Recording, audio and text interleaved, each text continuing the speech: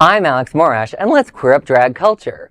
Florida Attorney General targets Christmas drag show, calls it anti-Christian.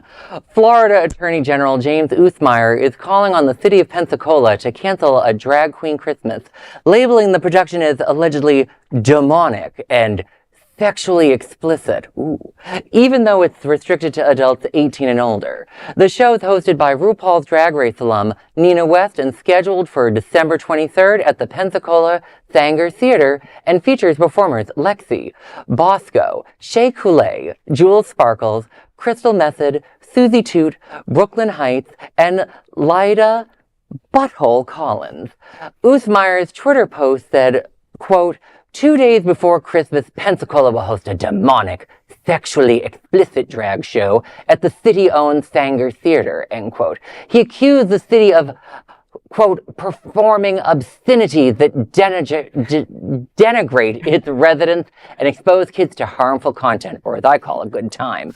In a letter to the Pensacola City Council, Oosmeyer said the performance is anti-Christian and warned that, quote, men dressed as garish women in demonic costumes will be engaged in obscene behavior mere feet away, unquote, from the city's Winterfest. Performer Lexi dismissed the claims as misinformation. Now, all fun aside about the Satanism and you know, the garish women. I love a good garish woman.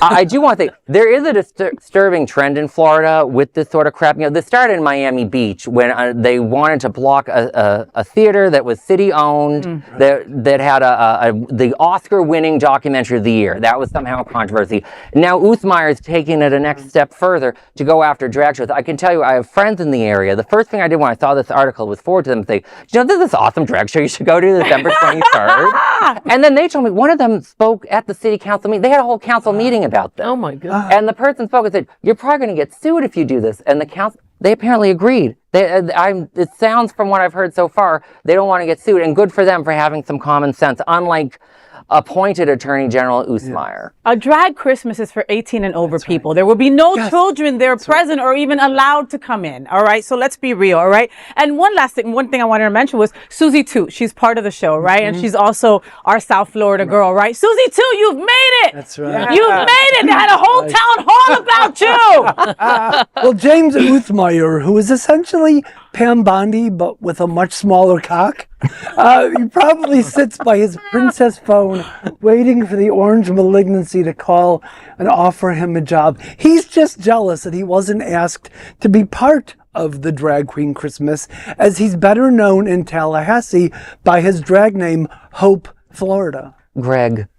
I have to tell you this. It's a call that'll never come. I hope not.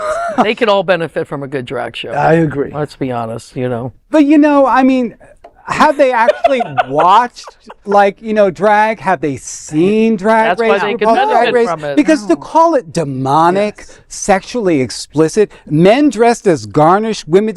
First of all, you know, in any type of theater or anything like that, you know, from the Shakespearean back before, men always dressed as women in costumes. So this is garbage. Do you know who has seen drag out of the group we mentioned?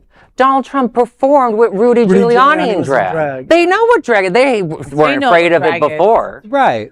And they made some ugly now drag it queens. fits their narrative. I know. Woo, they were ugly. Well, there is no other queer nonprofit media platform like this in the entire world. Support our LGBTQ stories by sharing them and subscribing to Queer News Tonight.